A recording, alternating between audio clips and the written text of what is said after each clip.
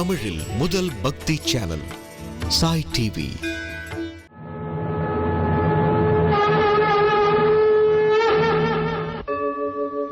यदा यदा हि धर्मस्य ग्लानिर्भवति भारत अभ्युत्थानम् अधर्मस्य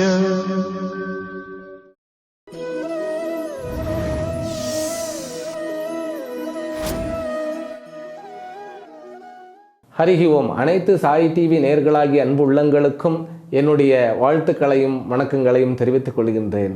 எல்லாம் வல்ல அம்பிகையினுடைய பேரருளாலும் சுவாமி யோகஸ்ரீ அமிர்த மிருத்யுஞ்சயேஸ்வரருடைய திருவருளாலும் நம் அனைவருக்கும் அனைத்து விதமான சௌபாகியங்களும் கிட்ட வேண்டும் என்கின்ற பிரார்த்தனையுடன் இன்றைய உரையை துவங்குகின்றேன். ஸ்ரீமத் பகவத்கீதா 3வது அத்தியாயம் 43வது ஸ்லோகம். श्री भगवान उवाच एवं बुद्धेः परं बुद्ध्वा संस्तभ्यात्मानम् आत्मना जहि शत्रुं महाबाहो कामरूपं दुरासदम्. 3வது அத்தியாயத்தினுடைய கடைசி ஸ்லோகமாக இந்த ஸ்லோகம் அமைந்திருக்கின்றது. பகவான் கிருஷ்ணர் அர்ஜுனனால் 36வது ஸ்லோகத்தில் தர்மத்தை விட்டு அதர்மத்தில் ஈடுபட தூண்டும் தீய சக்தியானது எது என்கின்ற கேள்விக்கு பதில் சொல்லி, காமமும் குரோதமும் தான் நம்முடைய எதிரிகள், அவைகளே ரஜோகுணத்திலிருந்து உதித்தவைகள் ஆகின்றன.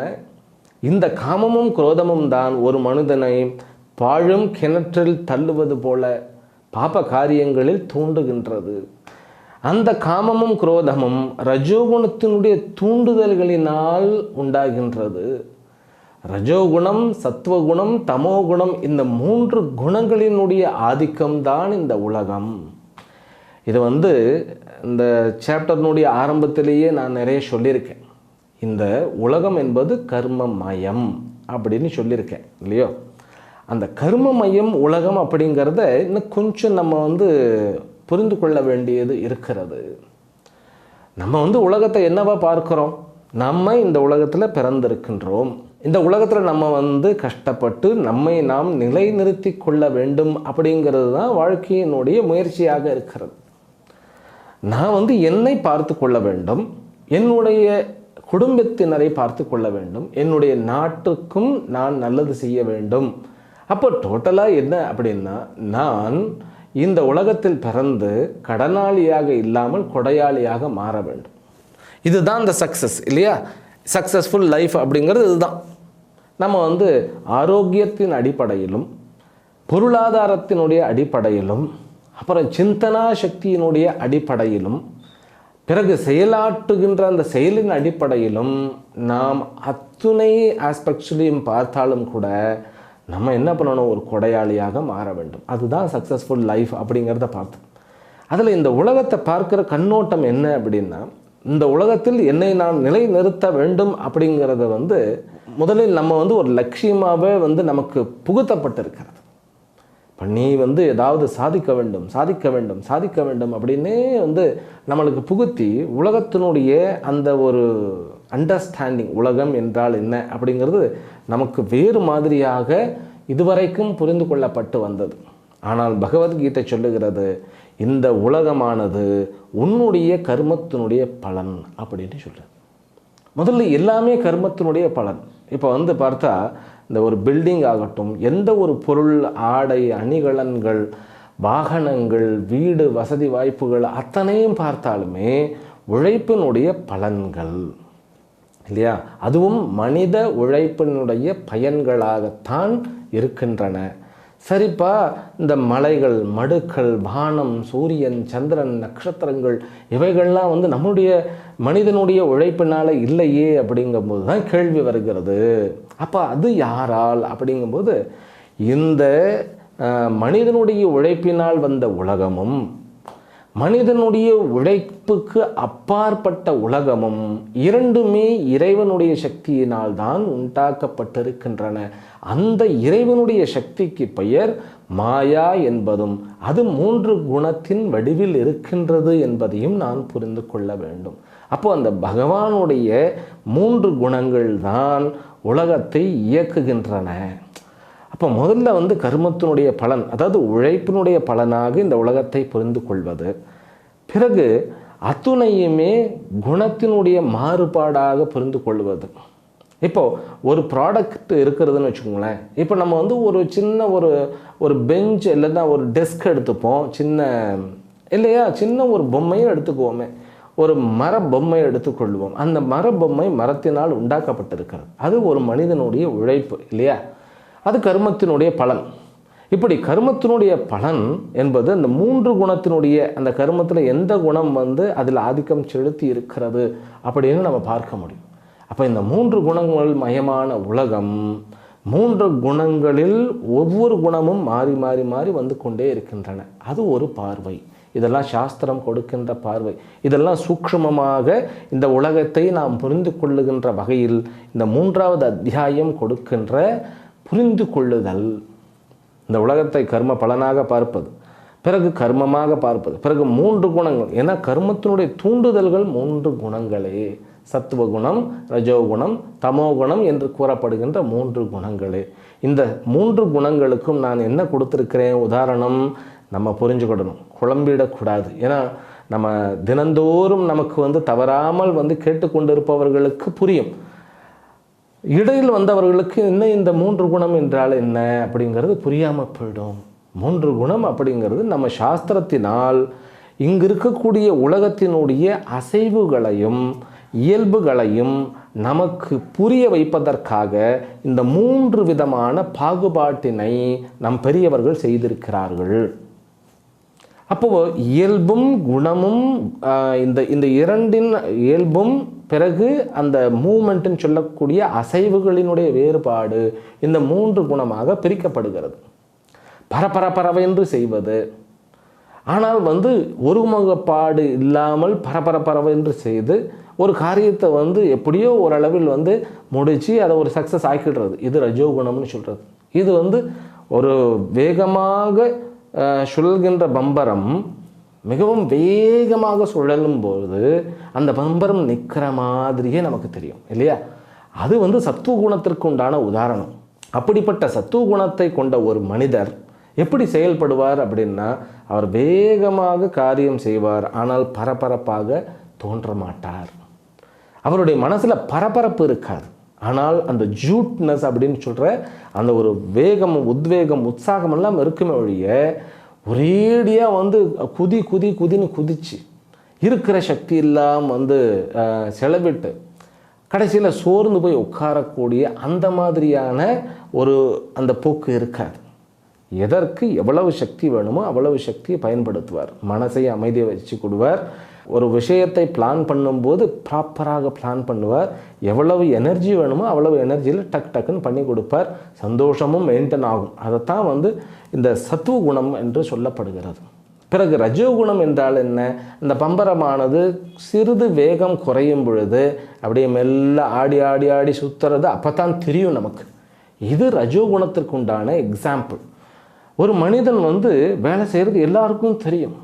நான் எப்பயுமே கொடுக்குற உதாரணம் தன்னுடைய குழந்தைக்கு மேரேஜ் அரேஞ்ச் பண்ணும்போது அந்த கல்யாண காரியத்தில் ஒரு தகப்பனார், நான் என்னுடைய குழந்தைக்கு கல்யாணம் அரேஞ்ச் பண்ணியிருக்கேன்னு சொல்லி தானும் அப்படியே ஒவ்வொரு நாளும் சோர்ந்து தன்னையே ஒரு உற்சாகப்படுத்தி கொள்ள வேண்டும் அப்படிங்கிறதுக்காக தன்னை பரபரன்னு ஆக்கி தன்னை சுற்றி இருப்பவர்களுடைய பரபரப்பையும் கூட்டி ஒரே டென்ஷன் மயமாக கல்யாணத்தை முடிக்கிறதுக்குள்ள எல்லாரையும் காயப்படுத்தி தானும் காயப்பட்டு நொந்து பிறகு கஷ்டப்பட்டு எப்படியாவது அந்த கல்யாணத்தை வெற்றிகரமாக நடத்தி முடித்த பிறகு ஏண்டா கல்யாணம் இவர் ஆர்கனைஸ் பண்ணினார் அப்படிங்கிற மாதிரி கொண்டு வந்துடுவார். இதுதான் ரஜோகுணம். ரஜசப் பலம் துக்கம்னே சொல்லப்பட்டிருக்கு. அங்கு விருப்பு வெறுப்பு நிறைய போராடும். அதனால் ரஜோகுணம் வாய்ந்த ரஜோகுணம் மேலோங்கிய கர்மங்கள் அப்படிங்கிறத சாஸ்திரம் தனியாக பிரிக்கிறது.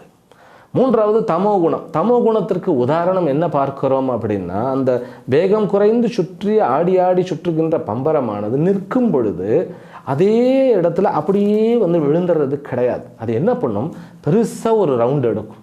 அப்படியே நிற்கும்போது அருகில் இருக்கக்கூடிய அத்தனை பொருள்களையும் ஒரு டிஸ்டர்ப் பண்ணி எங்கேயோ போய் அப்படியே அமைதியாக விழுந்துடும். அதுதான் தமோகுணம். இந்த தமோகுணத்துக்கு ரெண்டுமே, அதாவது கட்டுப்பாடற்ற இயக்கம், தர்மத்திற்கு எதிரான இயக்கம், இந்த இரண்டுமே தமோகுணத்தினுடைய ஆதிக்கம். அதாவது ரஜோகுணம் வந்து தர்மத்தோடு ஒட்டி போனாலுமே அங்கே பரபரப்பும் ஒருமுகப்பட்ட நிலை இன்மையும் அங்கு காணப்படுகிறது. ஆனால் இந்த தமோகுணம் அப்படிங்கிறது தர்மத்திற்கு எதிரான செயல்களில் ஒரே பயங்கரமான கான்ஃபிடெண்ட்டாக இருப்பார் ஆசாமி. அவர் பண்ணும்போது இதுதான் ரைட் அப்படிங்கிற மாதிரி பண்ணும்போது நமக்கே நம்ம மேலேயே சந்தேகம் வந்துடும், நம்ம தான் வந்து சரியா அவர் சரியா அப்படின்னு. அவ்வளவு ஒரு அதர்மத்தை வந்து தர்மம் மாதிரி கடைபிடிப்பார். அதனால தான் சாஸ்திரங்களிலும் புராணங்களிலும் நிறைய ராட்சசர்களும் அரக்கர்களும் உதாரணமாக கொடுக்கப்பட்டிருக்கிறது. அவர்களும் பூஜை பண்ணுவார்கள். ஆனால் அவர்களுடைய பூஜை வேதத்திற்கு எதிராக அகோரமாக உயிர் பலியை கொடுத்து அப்படித்தான் இருக்கும். அதே மாதிரி ஒரு விஷயத்தை செய்யும்பொழுது ஆக்ரோஷமாக செய்வார்கள். இது தமோ குணம். அல்லது சோம்பலின் மிகுதியால் தர்மத்தை கடைபிடிக்க முடியாமல் தடுமாறி பிறகு தானும் படுகொழியில் விழுந்து அடுத்தவர்களையும் விழச் செய்வார்கள். சோம்பல் மிகுந்தவர்கள் அப்படிங்கிறது தமோகுணத்தினுடைய உதாரணம். இப்போது இந்த குணங்களில் ரஜோகுணத்தில் உதித்த காம குரோதங்கள் தான் உனக்கு ஆன்மீகத்தில் எதிரியாக அமைகிறதுன்னு பகவான் கிருஷ்ணர் இந்த கடந்த கிட்டத்தட்ட பார்த்தீங்கன்னாக்கா 36வது ஸ்லோகத்தினுடைய கேள்விக்கு 37வது ஸ்லோகத்தில் சொல்லிட்டார். ஆனால் அவர் தமோ குணத்தை பற்றி பேசவே இல்லை. ஏன்னா அங்கே கேள்வியே கிடையாது. தமோ குணம் வந்து ஆன்மீகத்திற்கு சம்பந்தமே இல்லாத ஒரு குணம். அங்கே வந்து மிருகத்தனமும் அரக்கத்தனமும் ராட்சசத்தனமும் தான் இருக்குமே ஒழிய மனிதத்தன்மையே அங்கே இருக்காது. எப்போ மனிதத்தன்மையே இல்லையோ அங்கே ஆன்மீக வாழ்க்கைக்கு அப்படிங்கிற கேள்வியே இல்லாமல் போயிடும். அதனால தான் ரஜோகுணம் அப்படிங்கிறதுனுடைய அந்த அமைப்பு கொஞ்சம் ஆன்மீகத்திற்கு நம்மை தூண்டுகிறது. இருந்தாலும் அங்கு காமமும் குரோதமும் எதிரியாக அமைகின்றன. அந்த காமம் குரோதம் அப்படிங்கிறது ஒருத்தருடைய அவுட்கமிங். ஆனால் அது எதனால் உந்தப்படுகிறதுனாக்கா ரஜோகுணத்தினுடைய காரணத்தினால் அப்படின்னு சொல்லி பிறகு அந்த காமமும் குரோதமும் எங்கிருந்து வெளிப்படுகின்றன அப்படின்னா நம்முடைய இந்திரியங்களும் மனமும் புத்தியும் அதற்கு இருப்பிடங்கள். ஆகவே இந்திரியங்களை ஒழுங்குபடுத்துவதன் மூலமாக, மனதை ஒழுங்குபடுத்துவதன் மூலமாக, புத்தியை விஷயத்தில் நிலைநிறுத்தி புரிந்து கொள்வதன் மூலமாக நீ காம குரோதங்களை நீ வெல்ல முடியும் அப்படின்னு சொன்னார். பிறகு இந்த புத்தியில் வந்து தன்னுடைய முக்கியத்துவத்தை உணர்ந்த ஒருவன் இந்த உலகத்தினுடைய சிற்றின்பங்களுக்கு முக்கியத்துவம் கொடுக்க மாட்டான் என்பதை கடந்த ஸ்லோகமாகிய 42வது ஸ்லோகத்தில் ரொம்ப அழகாக சொன்னார். இந்திரியாணி பராணி ஆகுகுன்னார். நம்முடைய இந்திரியங்கள் வந்து மிகவும் அற்புதமானவைகள் அப்படின்னு சொல்கிறார். இதை நம்ம விரிவாக பார்த்துட்டோம். இருந்தாலும் நம்ம கொஞ்சம் சுருக்கமாக பார்த்தா தான் இந்த ஸ்லோகத்தினுடைய அர்த்தத்தை நம்மளால் புரிஞ்சு கொள்ள முடியும். இந்த உலகம் என்பது ஒரு மாபெரும் அற்புதம். அதிலும் நீ உன்னுடைய இந்திரியங்கள் என்பது பரம அற்புதம்னு சொன்னார். இந்த இந்திரியங்கள் ஏற்கனவே வந்து நம்ம பார்த்தபடி இந்திரியங்கள் நம்முடைய கட்டுப்பாட்டில் இயங்குவது இல்லை. அதையும் புரிஞ்சு கொள்ள வேண்டும். இந்திரியங்களை வந்து நான் கண்ட்ரோல் பண்ணுறேன் பேர் வழின்னு சொல்லி என்னத்தையா தலைகீழ பண்ணி நம்ம மாட்டிக்கப்படாது. ஏன் சுவாமிகளை இப்படி சொல்கிறீர்கள் அப்படின்னா, ஒரு உதாரணத்திற்கு எந்த பொருள் கண்முன் வந்தாலும் அந்த பொருளானது என்னுடைய மனதில் ஒரு எண்ணத்தை தோற்றுவிக்கிறது இல்லையா? அது எந்த பொருளாக இருந்தாலும் உங்களுக்கு வந்து ஒரு இதுவரைக்கும் காணாத ஒரு பொருள் காண்பிக்கப்படுகிறதுனாலும் இது நான் இதுவரைக்கும் கண்டிராத ஒரு பொருள் அப்படின்னு சொல்லி ஒரு எண்ணம் தோன்றும். அந்த பொருள் நான் கண்ட ஏதோ ஒரு பொருளை போன்றே இருக்கின்றது அப்படின்னு தோணும். சரியா? இப்போது நமக்கு இந்த ஒரு பழம் இருக்கிறது. நம்ம ஊரில் வந்து இந்த உருவாருக்கம்னு சொல்கிற வெள்ளரி பழம் அப்படிங்கிறது ஒன்று இருக்கு இல்லையா? இந்த வெள்ளரி பழம் அப்படிங்கிறது இந்த கக்கடி அப்படின்னு சொல்லி நார்த் இந்தியாவில் இன்னொரு பழம் இதே மாதிரி இருக்காது. அந்த பழம் வந்து இந்த வெள்ளரி பழம் வந்து குண்டாகவும் இருக்கும் இல்லையா? சம்டைம்ஸ் குண்டாகவும் இருக்கும். அங்கே வந்து கர்பூஜ் அப்படின்னு ஒரு பழம் இருக்கிறது. இது வந்து கிட்டத்தட்ட பார்த்தா ரெண்டும் பார்க்கறதுக்கு ஒரே மாதிரியே இருக்கும். வெள்ளரி பழம் மாதிரியே இருக்கும். அப்படிங்கும்போது அந்த கர்பூஜுங்கிறத இது வரைக்கும் நீங்கள் பார்க்கலை அப்படின்னா அதை கொண்டு வந்து காமிச்சா வெள்ளரி பழம் அப்படின்னு சொல்லுவோம், அப்படி தானே சொல்லுவோம். ஆனால் அவர் சொல்கிறார் இது வெள்ளரி பழம் இல்லை அப்படின்னா, ஓ வெள்ளரி பழம் மாதிரி ஒரு பழம் அப்படின்னு தான் நம்ம எடுத்துக்குவோமே ஒழிய, அவர் சொல்லுவார் இதுக்கு பேர் கர்பூஸ். ஏன்னா தர்பூஸ் அப்படிங்கிறது கோசா பழம்னு சொல்லப்படுகின்ற நம்முடைய தர்பூசணி பழம் இல்லையா, அது வேறு. ஆனால் அதே இனத்தை சேர்ந்த கர்பூஜ் அப்படின்னு அவங்க சொல்லும் பொழுது அது நமக்கு ஒரு புது ஞானம். அதுக்கப்புறம் அந்த பழத்தை பார்க்கும்போது அந்த ஞானமானது வந்து விடுகிறது. அந்த கண் முன்னாடி வந்த உடனே நம்முடைய கண்கள் வந்து நான் இந்த வெள்ளரி பழத்தையோ கர்பூஜையை பார்க்கலாமா, ஒரு ஞானத்தை உண்டாக்கலாமா அப்படின்னு நம்மக்கிட்ட கேட்காது. அப்போ என்னுடைய கண்கள் என்னை சார்ந்து அல்லது என்னை கேட்டு ஞானத்தை உற்பத்தி செய்வது இல்லை. அது கண் பார்த்தோன்னே அந்த கண் வந்து என்ன பண்ணும், மனதிற்கு தன்னுடைய அந்த டேட்டாஸை அனுப்பிடும். மனது ஞானத்தோடு இணைந்து ஞானத்தை நம் கண் முன் நிறுத்திவிடும். சரி, அந்த பொருள் தான் முன்னாடி வர வேண்டுமான்னு கேட்டால் பொருள் வர வேண்டியதல்ல. அந்த பொருளினுடைய நாமத்தை சொன்னால் போதும். ஸ்ரீராமபிரான் அப்படின்னு சொல்லி பாருங்க, ராமன் கண் முன்னாடி வராரா இல்லையா? இப்போ வந்து கண்களால் வந்து ராமனை வந்து காண்கிறோமா அல்லது காதுகளால் நம்ம கேட்கின்றோமா அப்படின்னு பார்த்தா இந்த காதுகளும் அப்படித்தான். கண்ணாவது வந்து நம் இமையை மூடிக்கொண்டால் கண்கள் வந்து ஏதோ ஒரு திரை போட்ட மாதிரியோ அல்லது வந்து கதவை ஷட்டர் க்ளோஸ் பண்ண மாதிரியோ ஆயிடுறது இல்லையா?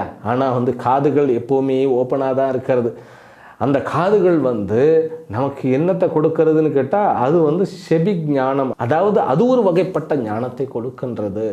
இன்ஃபேக்ட் கர்ப்பப்பையில் இருக்கும் பொழுதே காது என்பது, அந்த காது என்கின்ற இந்திரியம் ஸ்ரோத்ரேந்திரியம்னு நம்ம சொல்லுவோம், அந்த இந்திரியம் கர்ப்பப்பையிலிருந்தே வேலை செய்ய ஆரம்பிச்சுடுறதுன்னு பெரியவர்கள்லாம் சொல்லுகிறார்கள்.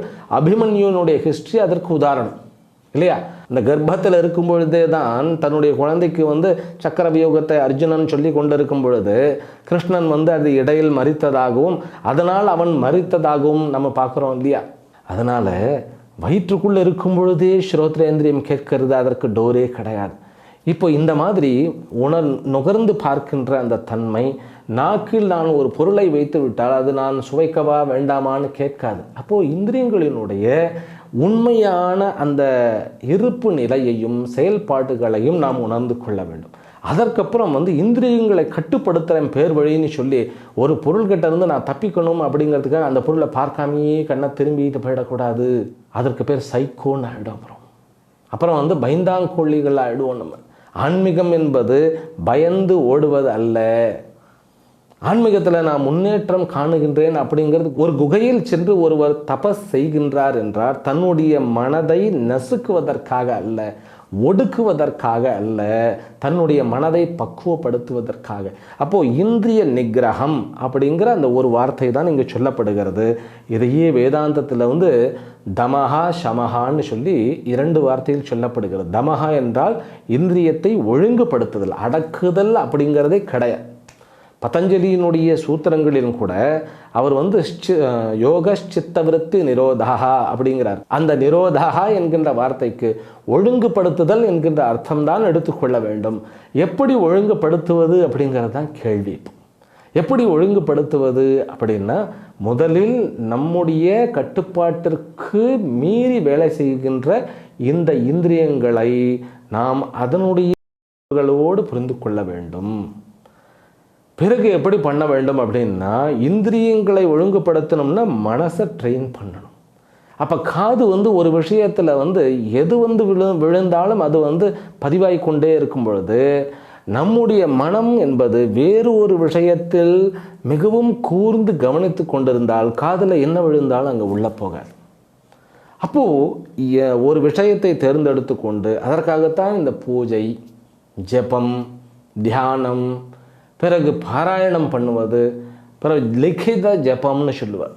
ஜபத்தை எழுதுறது, மந்திரத்தை சொல்லிக்கிட்டே ஜபத்தை எழுதுறது. பிறகு உபாம்சு என்கின்ற அந்த உச்சாட்டனம் பண்ணி அந்த ஜபத்தை சொல்கிறது. சாஸ்திரங்கள்லாம் பாராயணம் பண்ணுறது. அது மட்டும் இல்லை, கோயில்களில் போய் சேவை செய்கிறது. இவைகள்லாம் எதற்காகன்னு கேட்டால், இந்திரியங்களுடைய தன்போக்கில் அதை விடாமல் நம்ம அதை சேனலைஸ் பண்ணுறது. அதுதான் சரியான வார்த்தை. அப்படி இவர் என்ன சொல்றார், இந்திரியங்களை ஒழுங்குபடுத்து, இந்திரியங்களுடைய முக்கியத்துவத்தையும் தெரிந்து கொள். இந்திரியாணி பராண்யாகுன்னு சொல்லி புரிந்து கொண்டு, ஏன்னா எவ்வளவு உலக பொருள் கொடுத்தாலும் உங்களுக்கு பார்க்கும் சக்தி என்பதை உருவாக்க முடியாது இல்லையா. அது உங்களுக்குன்னே ஒரு சொந்தமாக பகவானால் சப்ளை பண்ணப்படுகிறது. அதுவும் கூட ஒருத்தர் சொல்கிறார், ஒருத்தருக்கு கண் நல்லா தெரியறது, இன்னொருத்தருக்கு நல்லா தெரியறது இல்லை. பிறவியிலிருந்தே கண் தெரியறது இல்லையே, சரியா தெரியறது இல்லை. இதை நம்ம என்ன சொல்கிறது அப்படின்னா, அதற்கு தான்ப்பா ஃபர்ஸ்ட் இருந்தே நமக்கு புரியணும், அனைத்தும் என்னுடைய கர்ம பலன். ஒருத்தருக்கு நன்றாக கண்கள் தெரிந்து இடையில் கண்கள் தெரியல அப்படின்னா அதுவும் கர்ம பலன்.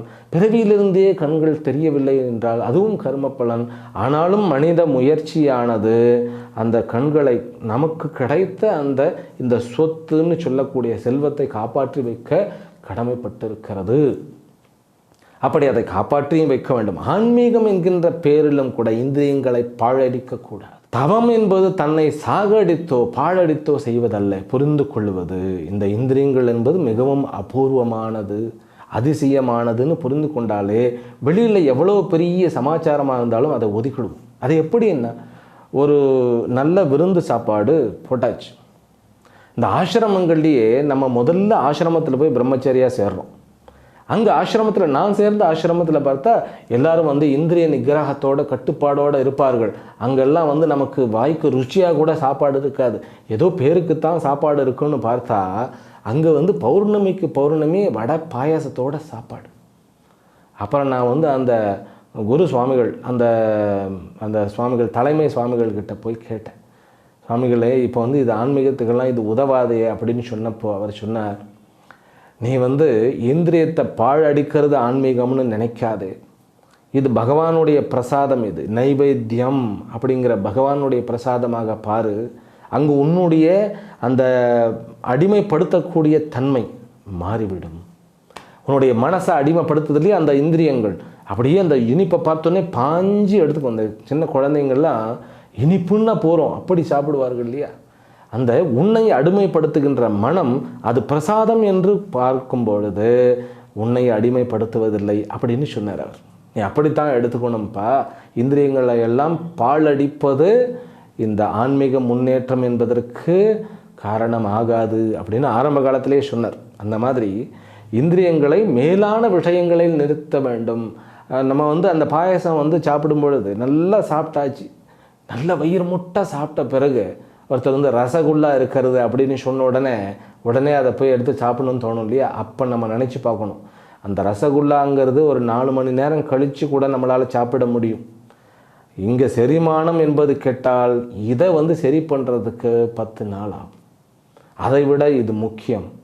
இந்த ப்ராடக்ட்டுங்கிறது வெரி ப்ரீஷியஸ், இது முக்கியமானது அப்படின்னு சொல்லி நம்ம புரிந்து கொள்ள வேண்டும். நம்முடைய ஒவ்வொரு பாட்டுமே, இந்த செரிமான சக்திக்கு பயன்படுகின்ற ஒவ்வொரு சக்தியுமே, இது இன்ஃபேக்ட் என்ன சொல்லப்படுகிறது, ஆயுர்வேதத்தினுடைய அந்த கோட்பாட்டின்படி வயிறு என்பது பிரச்சனையை உண்டாக்கும் பொழுதுதான் உடலில் பல்வேறு பிரச்சனைகள் தோன்றுகின்றன. வயிறு மட்டும் அற்றது செரித்து உணில் அப்படிங்கிற மாதிரி நம்ம சாப்பிட்டது, செரித்தது, பின்பு கழித்தது, இதையெல்லாம் நம் மனதில் வைத்து கொண்டு சாப்பிட்டா எந்த வியாதியும் வராது. அதனால் இந்த இந்திரியங்களும் சரீரமும் மிகவும் அற்புதமானவைகள் அப்படின்னு சொல்லி, இந்திரியங்களை காட்டிலும் இந்த மனம் என்பது, அதிலும் மனித மனம் என்பது மிகவும் பேராற்றல் கொண்டது. அதை புரிந்து கொள்ள வேண்டும். ஏன்னா இந்த மனசில் தான் அத்தனை ஞாபக சக்திகள் இருக்கின்றன. கடந்த காலத்தை பற்றியும் இந்த காலத்தை பற்றியும் எதிர்காலத்தை பற்றியும் நாம் உணர்ந்து கொள்வதற்கு இந்த மனம்தான் ஒரு பற்றுக்கோடாக இருக்கிறது. அதன் பிறகு முடிவெடுக்கக்கூடிய புத்தியானது அதை காட்டிலும் சூக்ஷ்மமானது. விலங்குகளிடம் இல்லவே இல்லை, இருந்தாலும் அவைகளுக்கு அளவுக்கு உட்பட்ட புத்தி தான் கிடைக்கப்பட்டிருக்கிறது. அதனால தான் இந்த புத்தியை வைத்து கொண்டு தான் நீ ப்ராப்பராக சாலிடான முடிவுகளை எடுக்க முடியும் அப்படின்னு சொல்லிட்டு, இந்த புத்தியை காட்டிலும் மேலான அதே போன்று பரம்பொருள் சொரூபமாகிய அந்த ஆத்மா என்று கூறப்படுகிற அல்லது பரம்பொருள் தத்துவம் என்று கூறப்படுகின்ற ஈஸ்வரன் இதை காட்டிலும் மேலானவன்னு சொல்லி கடந்த ஸ்லோகத்தில் முடித்தார். அந்த மேலான பரம்பொருளை, அதாவது புத்திக்கும் மேலான பரம்பொருளாகிய உன்னுடைய நிஜ சொரூபத்தை உணர்ந்து கொள். இதுதான் சாஸ்திரத்தினுடைய லட்சியம். இந்த கர்ம யோகம் அப்படின்னு சொல்லி கர்மத்தை பற்றி அப்படியே டிஸ்கஷன் பண்ணிட்டு வந்த பகவான் கர்மத்திற்கு அடிப்படை என்ன அப்படின்னு கேட்டால் தன்னை உணர்ந்து கொள்ளுதல். தன்னை ஒருவன் உணர்ந்து கொள்ளும் பொழுது அவனுடைய மனதிலும் புத்தியிலும் மாறுபாடானது, அதாவது பாசிட்டிவான மாறுபாடானது ஏற்படுகிறது.